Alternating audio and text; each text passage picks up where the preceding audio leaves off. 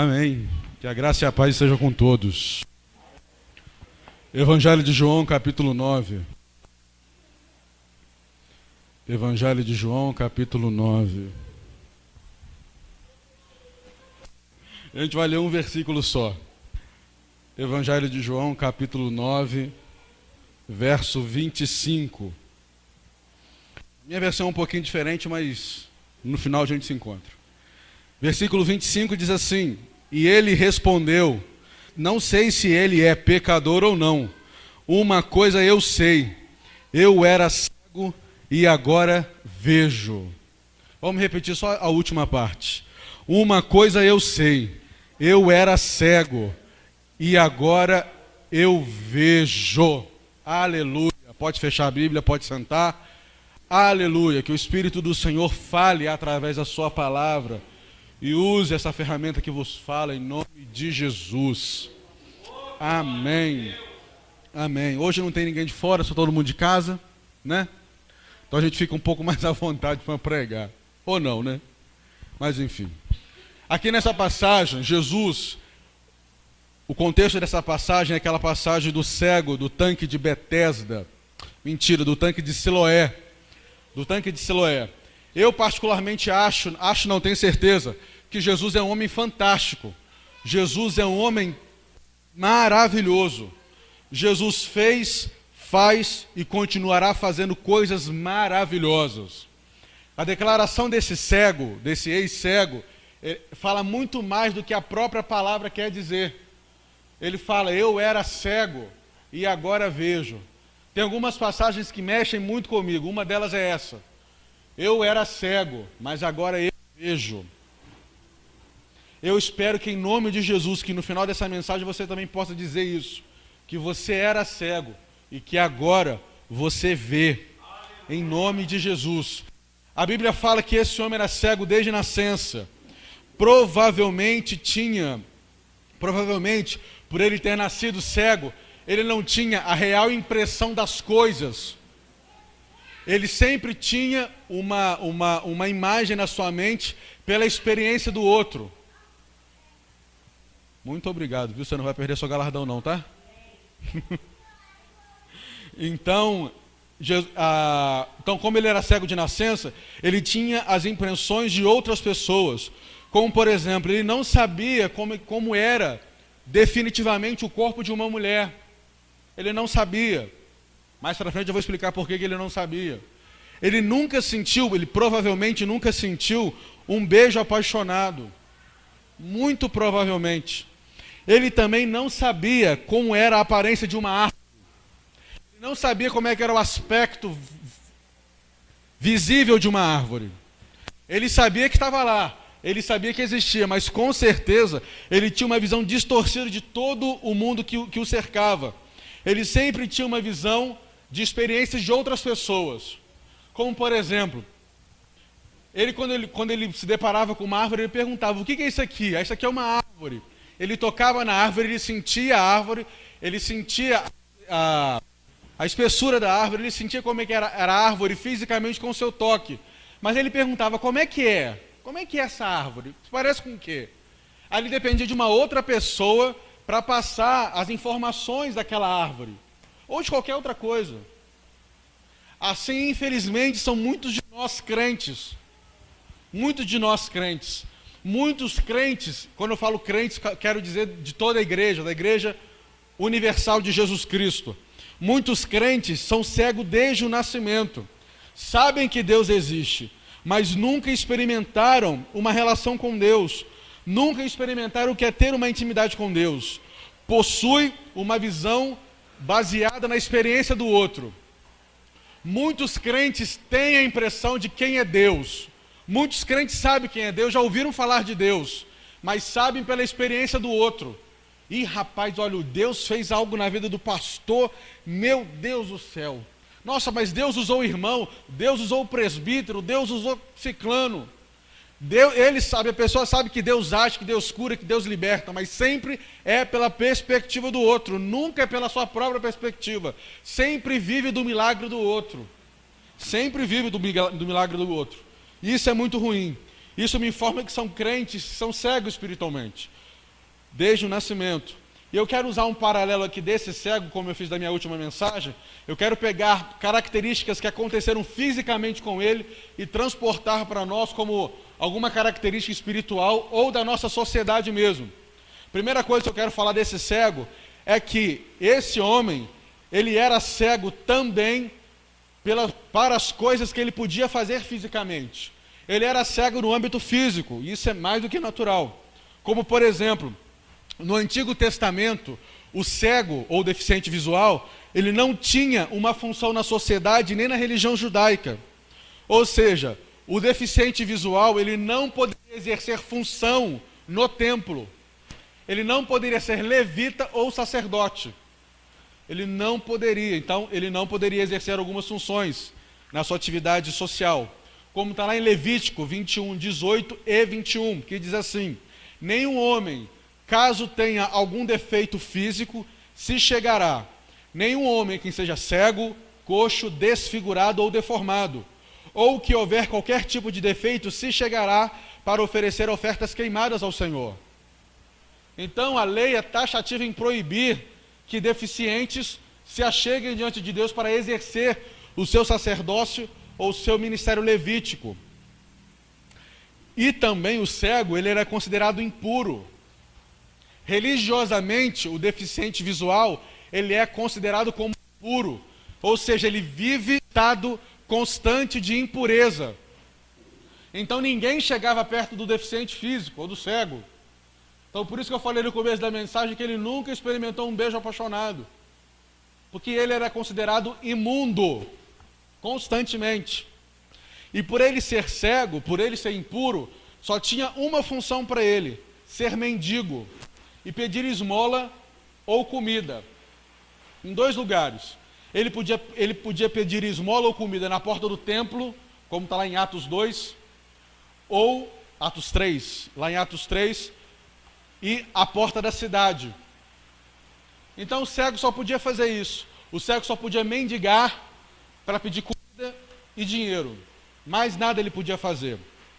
E transportando para a nossa realidade, muitas pessoas se acham incapazes, não acham que tem algum valor. Por alguma razão, essas pessoas não gostam do seu próprio corpo. Elas não gostam. Elas se acham gordas demais, ou elas se acham magras demais, ou elas se acham altas demais, ou elas se acham baixas demais, ou elas se acham feias demais. Lembrei aqui agora de um caso. Eu conheci uma menina, na época ela tinha 8, 9 anos. Ela era muito bonita. Muito bonita. Tinha os olhos azuis, mas muito azul. E como ela era uma criança bonita, todas as pessoas que chegavam perto dela, tocavam na bochecha, né? Ai, que coisa linda, que coisa maravilhosa. Ai, que menina bonita. Que não sei o quê. E todas as pessoas que chegavam perto dessa menina, dessa criança, manifestavam um desejo até um pouco, como é que posso dizer, um pouco exagerado. Porque brasileiro tem esse problema de falar pegando, né? O brasileiro gosta de falar pegando. Tanto que alguns artistas americanos não gostam de vir no Brasil, porque eles falam que os fãs brasileiros pegam demais, tocam demais. Eu estava vendo uma entrevista daquele ator que fazia, né, o Todo Mundo Odeia o Chris. Ele falou que ele teve uma experiência que ele nunca repetiu nunca mais, que ele teve no Brasil e que os fãs brasileiros apertavam tanto ele, tocavam tanto nele, que ele ficou com repulsa de vir no Brasil. Ele não gosta de fã brasileiro. Pode ser fã de tudo quanto é lugar, menos brasileiro. Que a gente tem essa característica de tocar, de chegar perto, de abraçar e tal. A gente tem esse pequeno problema. Então, todas as mães, né, todas as pessoas que chegavam perto dessa menina para falar, apertavam, abraçavam, tocavam demais, né? E essa menina começou a ficar com trauma. Essa menina começou a não gostar de ser mais bonita. Isso é verdade, isso eu conheço essa menina, não é a história da dona Carocha, não.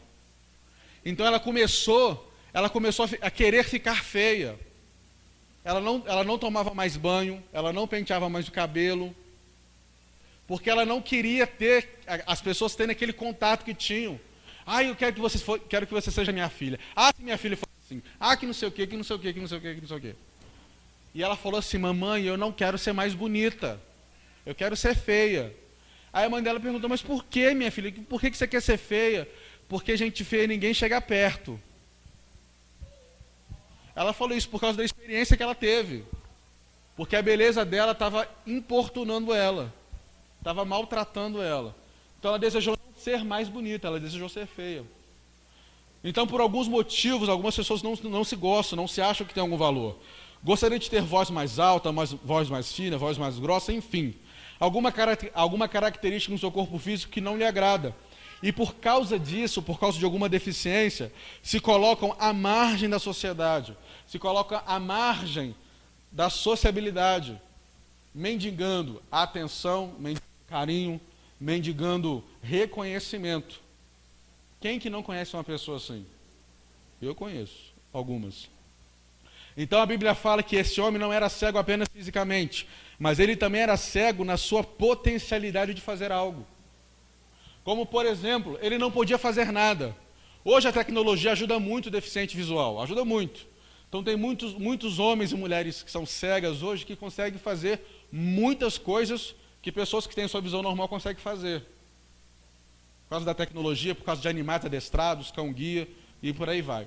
Mas naquela época, uns 2.000 anos atrás, uns 3.000 anos atrás, não era assim. A pessoa que era cega, ela só tinha um destino, que era a mendigança, mais nada. Porque tudo que a sociedade judaica fazia ou trabalhava, precisava da visão obrigatoriamente. Por exemplo, o Jesus e o pai de Jesus, José, era carpinteiro. Como é que ele poderia ser carpinteiro sendo cego? Ou coletor de impostos, como é que ele podia dar o dinheiro e receber dinheiro sendo cego? Então, obrigatoriamente, ele precisava da sua visão. Quantos também não são assim dentro de casa? Que o pai ou a mãe ou algum parente ou alguma pessoa que tem alguma certa autoridade sobre aquela pessoa fica minando as potencialidades dela. Fala assim, você não vai conseguir, você não é nada, você vai casar, mas se você casar não vai dar certo, vai dar tudo errado. Isso, aquilo outro. Então vai minando as possibilidades do que a pessoa pode fazer lá na frente. Amém? Eita Deus, hein? Essa é só a primeira, então vamos lá. A segunda. Esse homem, o cego do tanque de Siloé, ele era cego também para os seus relacionamentos. Por causa da sua deficiência, que ele era considerado um imundo constante, no estado de imundícia constante, ele não era casado, ele não tinha filhos. A memória dele, ou a linhagem dele, ou da família dele, morreria nele mesmo. E isso era uma maldição. Isso era uma maldição. Por exemplo, para um judeu ser considerado próspero na época de Jesus, o que um judeu precisava ser ou ter para ser próspero? Aquela pessoa que é próspera até o tutano, até o talo, o que precisava ter ou ser? O judeu, ou a judia, precisava ser rico. Ele precisava ser rico, casado, ter muitos filhos, e o seu primogênito obrigatoriamente tinha que ser homem. Então, uma pessoa que se enquadrasse dentro dessas características, na visão de antigamente, ele era próspero até o talo. Tipo assim, Deus abençoou ele assim, sem fazer força. Deus abençoou ele. Então ele era um homem próspero. Agora, comparando esse estado de prosperidade de antigamente com esse homem, com o cego do tanque de Siloé, ele era pobre, solteiro, sem filhos e provavelmente filho único. Ou seja, ele era o extrato, a expressão da maldição. Ele era a expressão, na comunidade judaica, ele era a expressão da maldição. Eu antigamente na minha casa eu tinha um dicionário que algumas palavras vinham com uma foto do lado. Se esse dicionário existisse naquela época, se procurasse maldição, ia encontrar a foto dele lá. Porque ele não se encaixava em nada dentro dos padrões de prosperidade de Israel. Nada. Trazendo para nós, tem pessoas que não se enxergam dignas de ter um relacionamento abençoado, porque tiveram o pai e uma mãe que passaram uma visão errada de casamento, uma visão deturpada de casamento, pais e mães, maridos e esposas que maltrataram seus cônjuges todos os dias. Então a criança foi crescendo ao longo da vida vendo aquela imagem. Eu, durante muitos anos, meus pais, eles tiveram uma época que eles brigavam muito. Eu cheguei a uma época da minha vida e falei que eu não ia casar. Eu coloquei para mim mesmo que eu não ia casar. Aí me perguntavam por quê. Eu não tenho casamento igual meu pai e minha mãe, melhor não ter. Melhor não ter.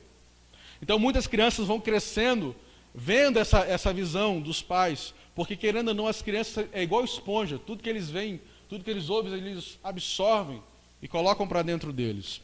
Outras pessoas até casam, mas vivem um casamento cheio de brigas, desrespeitos, traições e por aí vai. Eu particularmente acho que o pior exemplo que a pessoa pode dar dentro do casamento é a mentira. Eu particularmente acho que a coisa mais covarde que um ser humano pode fazer com o outro é a mentira. A mais covarde é a mentira. Claro que as outras coisas são graves, são muito graves, mas eu particularmente acho que a mentira é a pior delas. Ou a pessoa também sofreu tantas desilusões na vida, tantas desilusões que não se acha merecedora de ser feliz. Aquela pessoa, geralmente isso acontece mais com mulher do que homem, fora, né? Mulheres ímpias do que homens. Geralmente a mulher, né, baseada na cultura do mundo, com a novela e outras coisitas más, fica baseando, você tem que ser feliz, você tem que ser feliz, você tem que achar alguém que te faça feliz. E o propósito da Bíblia é totalmente diferente. Então essa moça vai andando de relacionamentos em relacionamentos e nenhum relacionamento dá certo. Porque ela coloca a sua esperança, a sua felicidade numa outra pessoa, no outro ser tão pecador quanto ela. E isso, querendo ou não, vai criando feridas, vai criando machucados em seus sentimentos, em seu coração. Então nunca vai dar certo. Nunca vai dar certo. Eu já fui um desses. Eu já fui um desses. Eu queria tanto, na visão do mundo, eu queria tanto ser feliz, independente de ser na minha vida amorosa ou não, do relacionamento ou não. Porque eu vivia nessa época que meus pais brigavam tanto, eu não tinha paz na minha casa, porque chegava em casa, era briga o tempo todo, era discussão o tempo todo. Então eu queria alguém que compartilhasse das mesmas ideias que eu tinha. Então eu focava essa canalização, essa felicidade em relacionamentos, que também nunca dá certo, nunca deu certo. Então a cada relacionamento que não deu certo, eu fui criando machucados, criando traumas que eu não precisava. A Bíblia fala que o homem e a mulher devem se guardar até o casamento. Isso é verdade, muitas pessoas acham isso, que isso é desnecessário. Ah, mas Deus está punindo, Deus está refreando a minha vontade. Deus não quer que eu experimente o melhor dessa vida. Pelo contrário, Deus quer que eu e você experimentamos o melhor dessa vida. Muitas pessoas acham que as leis que Deus coloca na Bíblia são cercas de arame farpado, que se você botar a mão, você se machuca. Não é isso. A palavra de Deus é uma cerca, sim, que protege eu e você de cometermos pecados que vão nos traumatizar. Por exemplo, se eu fosse crente desde quando era mais novo, eu teria evitado sucessivas experiências traumatizantes ou traumáticas. Se eu tivesse seguido a Bíblia, eu teria evitado muita coisa. Mas, como eu não conhecia Deus naquela época, então não tinha como não dar certo. Não tinha como dar. Outra coisa, terceiro ponto. Esse homem, ele era cego também em relação à sua reputação. Como ele vivia à parte da sociedade, como ele era considerado como imundo, ele não percebia que a sua reputação era motivo de zombaria. Na época da escola, por exemplo, quem que nunca zoou ninguém? Quem que nunca falou, ah lá o gordinho, ah lá o careca, ah lá não sei o quê. Eu era muito zombador na escola. Eu era muito zoado também, porque eu era gordo. As pessoas não acreditam, mas eu era muito gordo, muito gordo. Muito gordo. Quando eu era adolescente, tinha uns 12, 13 anos, era muito gordo. Eu pesava 3 dígitos, de tão gordo que eu era. Eu era tão gordo que eu não conseguia amarrar o sapato sozinho, de tão gordo que eu era. Então as pessoas falam assim, ah lá, bola 7, tampa de poço, que não sei o que, chupeta de dinossauro. Tarará, tarará. Então, o povo zoava bastante na escola. E muito provavelmente, nesse contexto aqui, esse cego, ele sofria zombaria por causa do seu estado de cegueira, por causa do seu estado de impureza. E infelizmente tem muitos crentes também que são cegos à sua relação à imagem. Muitos crentes não sabem a imagem que possui perante a sua comunidade local e perante a sociedade. Infelizmente, isso eu não quero falar como uma característica pejorativa. Muitas pessoas têm impressão de todos. Eu tenho uma impressão de cada um que está aqui nessa noite. Eu tenho uma impressão, querendo ou não, e você também tem uma impressão de todas as pessoas que estão aqui. Boas ou ruins, são impressões que você tem, por causa da experiência, por causa da convivência, ou por causa de qualquer tipo de contato que tivemos com a pessoa. Então, muitas dessas pessoas não terão a coragem de falar a verdade para nós. Não por ser, olha, fulano é falso. Não é por causa disso não. Porque elas não terão a coragem, porque não querem se indispor, porque elas não querem criar uma situação que elas não vão administrar depois. Elas preferem ficar quietas. Como, por exemplo, vamos supor que uma pessoa seja desonesta, seja mal pagadora, por exemplo. Ela pega dinheiro emprestado e não paga, ou vai lá e compra e fala que vai pagar e não paga. Todo mundo sabe que ela tem essa fama. Todo mundo sabe. Mas ninguém, não vou falar em ninguém não, mas a grande maioria das pessoas não chega e fala para essa pessoa, fala assim, minha filha ou meu filho, se conserta. Se conserta porque sua fama não está boa, sua reputação não é boa. Muitas pessoas não fazem isso no sentido até mesmo legal, no sentido positivo da coisa. Então elas preferem não falar. Elas preferem, nossa, fulano é uma bênção, né? Fulano é uma bênção. Aí quando só toca no assunto de dinheiro, fala assim, irmão, não julgueis, né? A gente não deve julgar. O Senhor é que sabe. Então a gente não tem essa coragem. A gente deveria ter. A gente não tem essa coragem. Então muitas pessoas, infelizmente, elas não sabem. Para elas está tudo bem, tudo lindo e maravilhoso. Para elas vivem um cristianismo fantástico. Elas vivem esse, nossa, eu estou, aquela adoração extravagante. Jesus, meu Deus do céu, se arrebatamento viesse agora, eu ia junto. Mas não. Elas são cegas com relação à sua reputação. Muita gente, infelizmente, elas não sabem, ou querem não saber, né? Tem isso também. Tem fama de futriqueira, de ladrão ou de ladra, de desonestos, de sonsa ou de sonso, de mentiroso. Mas elas se acham que está tudo bem. Elas acham que está tudo bem. Eu acho que é o pior tipo de pessoa que tem a sonsa. Que eu particularmente acho. É a sonsa. É aquela que faz de desentendida. Aquela pessoa que fala assim, oi, não entendi. Ah, tá. Eu, para mim, acho que o tipo de pessoa é a sonsa ou o sonso. Aquela, eu não ouvi, eu não prestei atenção. Era comigo? Não era comigo? Eu particularmente acho. Então, muitas pessoas agem dessa forma. Quero eu que você não seja assim, cego na sua reputação, na sua comunidade local ou no meio que você vive. Assim como esse cego, ele não tinha a noção, ele não tinha o poder da sua reputação, porque as pessoas não ficavam perto dele. Então as pessoas comentavam, tá vendo aquele cego ali, ó? Fede demais. Não toma banho? Ele fede. Ele não sabia, ele podia até ter uma leve consciência, mas ele não sabia que as pessoas falavam assim dele. Então também, ele era cego na sua reputação. Outra coisa, esse cego do tanque de Siloé, a sua condição de pecado.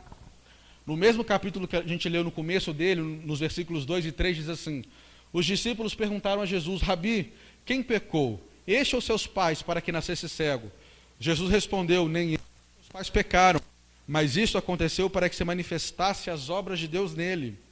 O texto deixa claro que esse homem, ele era cego, para que Deus fosse glorificado, e não por causa do seu pecado, ou por uma ação pecaminosa, ou de quem quer que seja, mas mesmo assim, por causa da nossa inclinação para o pecado, o nosso corpo sofre com as doenças. Sofre, a gente pega resfriado, pega dengue, pega um monte de coisa. Muitos de nós, e infelizmente tem que falar muitos de nós mesmos, andamos, comemos, nos divertimos, namoramos, nos distraímos, sorrimos, mas não temos a consciência do nosso estado espiritual. Como esse mesmo homem, como ele era cego, ele não tinha noção do seu estado de pecado. Não estou falando aqui que nós estamos ainda no estado de pecado, não estou falando isso. Mas nós também ignoramos o nosso estado espiritual. Como, por exemplo, a gente pega, o Espírito Santo incomoda a gente. Vai ler a Bíblia, meu filho. Ah, não, depois eu leio.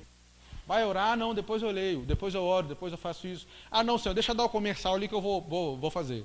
Ah, não, Senhor, deixa acabar a programação que eu vou fazer. E a gente não vai percebendo que, deixando Deus de lado, a gente vai entristecendo cada vez mais o Espírito Santo. O Espírito Santo vai ficando triste, vai ficando triste. Eu não sei você, mas, por exemplo, se você tem uma pessoa que você quer que você fique perto dela, você deseja que você caminhe com ela todos os dias, mas essa pessoa te despreza, tal e completamente, você vai continuar perto dessa pessoa? Sim ou não? Não? Ok.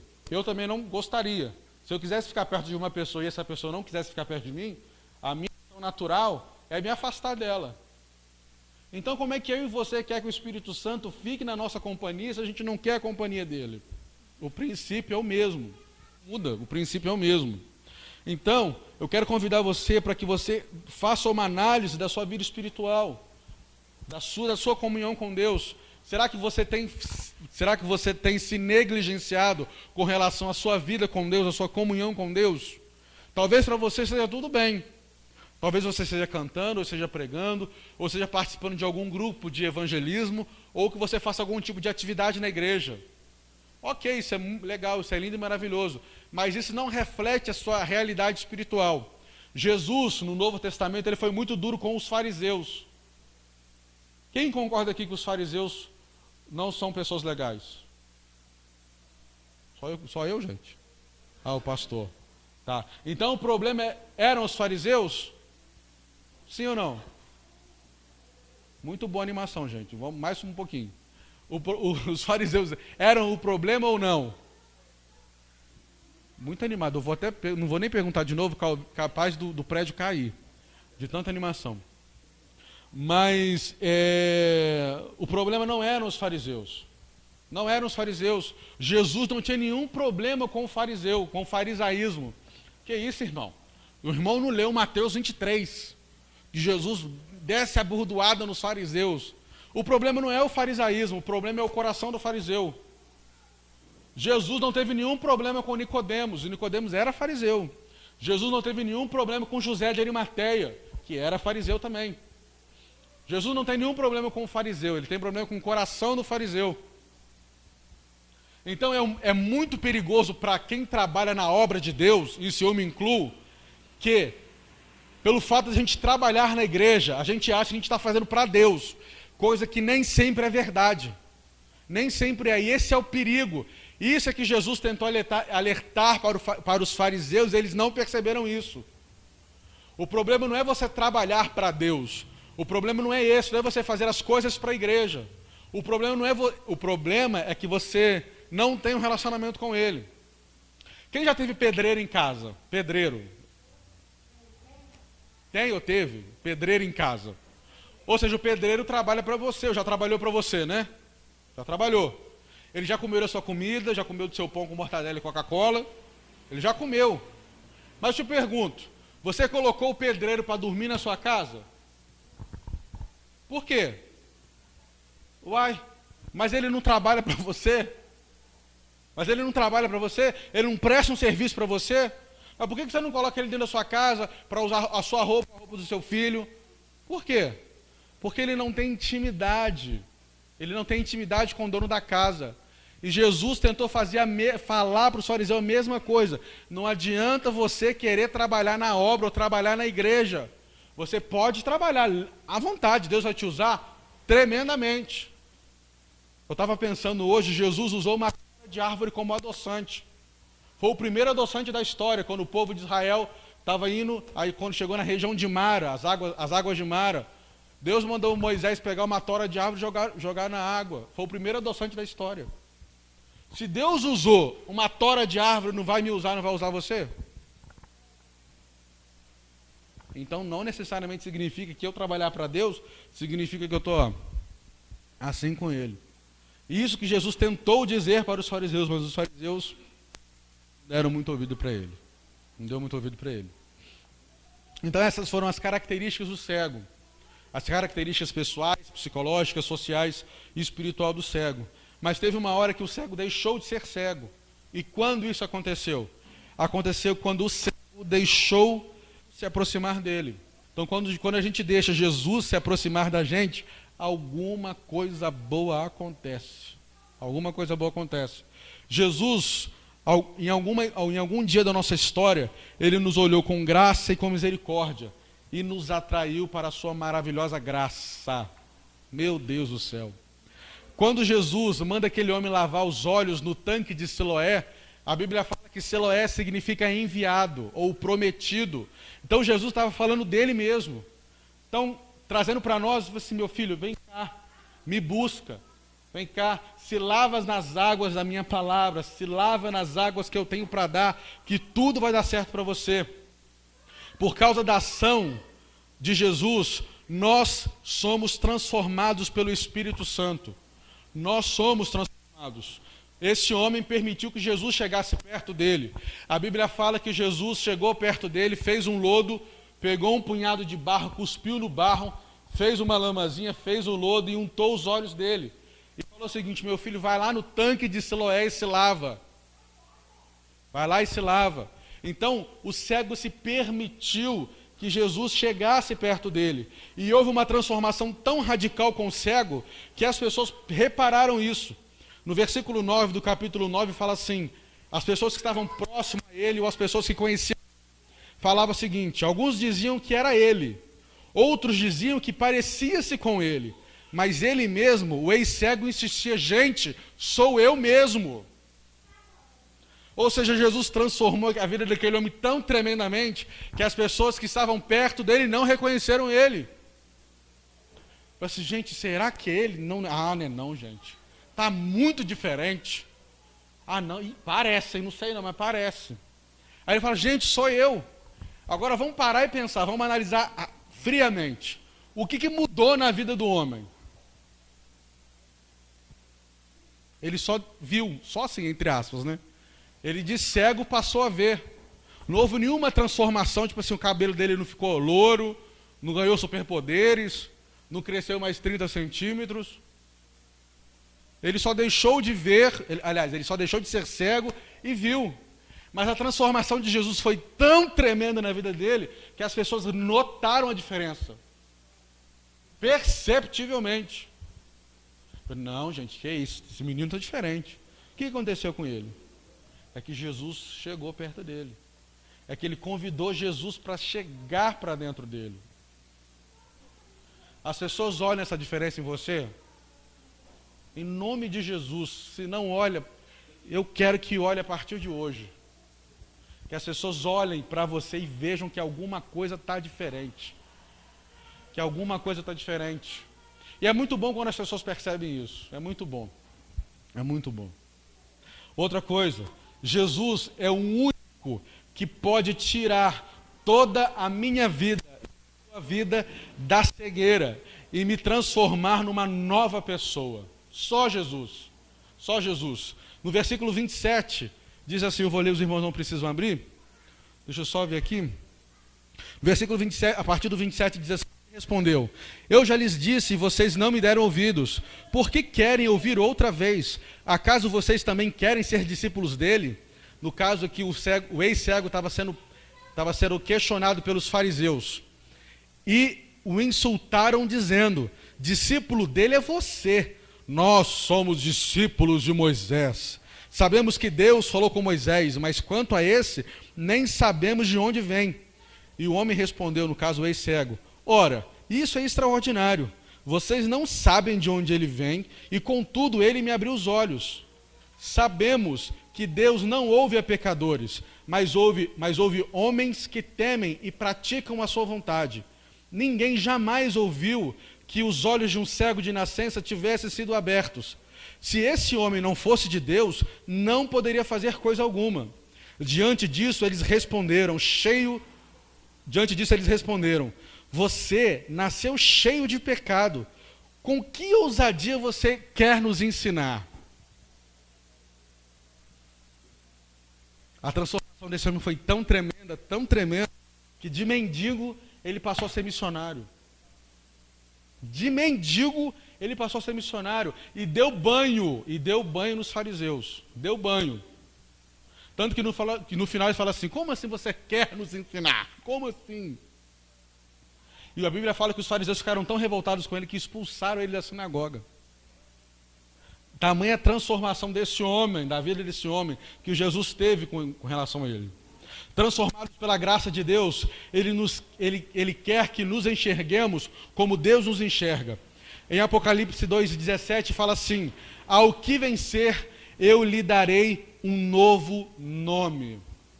Eu lhe darei um novo nome. Jacó, quando ele estava querendo voltar para casa, ele brigou com o anjo, ele lutou com o anjo. E o anjo faz uma pergunta que eu quero fazer para você. Qual é o seu nome? Não é o seu nome de batismo, não. Qual é o seu nome? Jacó disse para o anjo: o meu nome é Jacó, que traduzido significa enganador, mentiroso, trapaceiro.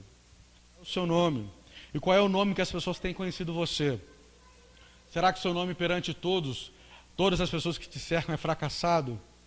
Será que você é conhecido como perdido? Será que você é conhecido como mentiroso ou como uma mentirosa?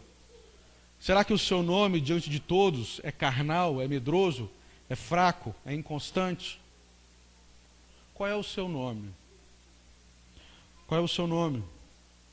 Jesus tem um novo nome e uma nova história para cada um. Jesus tem um novo nome para cada um. A Bíblia fala que Jesus usou o tanque, a água, o barro e o feixe de luz. Tudo aqui fala de Jesus. Tudo aqui. O tanque é de Siloé, que significa o enviado. Jesus é o desejado, enviado para as nações. Jesus usou a água do tanque. Jesus é a fonte das águas da vida. Jesus usou o barro. A Bíblia fala que Deus fez Adão do barro. E Jesus é o segundo Adão, então Jesus é o Adão perfeito. E a Bíblia fala que Deus usou o feixe da luz do sol para orientar o cego. A Bíblia fala que Jesus é a luz do mundo. É a luz do mundo. Então, se você tem alguma cegueira na sua vida, eu não sei aonde você é cego ou está cego, mas a Bíblia fala que Jesus é todo poderoso para nos livrar de qualquer tipo de cegueira. Qualquer tipo de cegueira. Eu não sei qual é o seu tipo de cegueira, também não quero saber. Mas quero convidar você a fechar os seus olhos, a fazer uma análise. Falei: Senhor, sonda a minha vida. Será que tem alguma coisa na minha vida que eu estou cego para ela? Será que tem alguma coisa, Jesus? Como o Senhor curou esse cego, Deus? Esse homem era cego de tantas coisas. Esse homem era cego na sua reputação, esse homem era cego nas suas relações, esse homem era cego na sua condição física, esse homem era cego espiritualmente, era cego de tantas coisas, e em uma só atitude, Deus, o Senhor curou todas elas numa atitude só. Revela para mim, Deus, revela para mim em qual parte da minha vida eu sou cego. Eu sou cego. Eu vou passar o microfone para o pastor e você vai fazer essa análise. Você não vai parar de fazer essa análise, não. Eu vou fazer para mim e você vai fazer para você, em nome de Jesus. O único que pode tocar em nós e nos transformar é o Senhor Jesus Cristo. Amém? Às vezes, irmãos, nós estamos cegos com respeito a nós mesmos. É interessante que Paulo, quando ele começa as suas cartas, ele diz assim: Paulo, apóstolo do Senhor Jesus. Por que Paulo dizia Paulo, apóstolo do Senhor Jesus? Porque ele conseguia ver o chamado que Deus tinha para a vida dele. E você consegue enxergar o chamado que Deus tem para a sua vida? Você consegue enxergar o que Deus quer da sua vida? O que o Senhor Jesus quer de você? Aleluia. A primeira pessoa que tem que enxergar em nós, irmãos, o que Deus quer de nós, qual é o nosso chamado, somos nós mesmos. Nós precisamos olhar para nós e conseguir enxergar o que Deus tem na minha vida. O que Jesus tem na minha vida, o que Ele tem para mim, o que Ele tem para fazer através de mim. Aleluias, glória a Deus. Precisamos ter visão espiritual no mundo que nós estamos vivendo hoje, irmão. Porque o mundo, ele coopera para que as pessoas sejam completamente cegas espiritualmente. O sistema, irmãos, mundano, por exemplo, vamos dizer no nosso país, o sistema político brasileiro, o sistema geral no nosso país, ele trabalha para que você seja uma pessoa ignorante, cega. Porque ninguém quer que você enxergue a verdade, não, irmão. Mas Jesus é a verdade, irmão. É a verdade que nos liberta, é a verdade que nos coloca de pé, é a verdade que transforma a nossa vida, é a verdade que nos dá uma direção certa a seguir. Oh, aleluia! Kabadarasurabacalapaia. Oh, glória a Deus! Oh, glória a Deus! Oh, glória a Deus! Aleluia, o cego deixou Jesus se aproximar dele. Irmão, deixa Jesus se chegar a você. Deixa Jesus entrar no seu coração. Deixa Jesus trabalhar na sua vida. Não resista a Deus. Não resista à palavra de Deus. Não resista à ação do Espírito Santo na sua vida. Ao contrário, abra a sua vida e convide Jesus para fazer parte da sua vida. Convide o Espírito Santo para fazer parte da sua vida. Deixa Ele encher você. Deixa Ele mudar os seus pensamentos. Aleluias. Aleluias. Jesus quer o melhor para mim e para você, irmão. Irmão, entenda uma coisa, nós não sabemos de nada, nós não entendemos nada, nós não sabemos o que vai acontecer no dia de amanhã, mas Jesus sabe de todas as coisas. Então por que nós não confiamos nele? Confia nele, deixa ele se chegar a ti, se chegue a ele. Araia andará surabaracandaraya. Oh, glória a Deus! Oh, glória a Deus! Oh, glória a Deus! Oh, glória a Deus! Oh, glória a Deus! Oh, glória a Deus! Peça a Jesus nessa noite para tocar na sua vida, irmão. Peça a Jesus para transformar a sua vida. Peça a Jesus para te dar visão de águia, irmãos. Peça ao Senhor, aleluia, para te dar visão espiritual das coisas que acontecem à sua volta. Aramanarasuramanakaio, xerebaduracandaraya, calamassuriandarakaio. Oh, glória a Deus.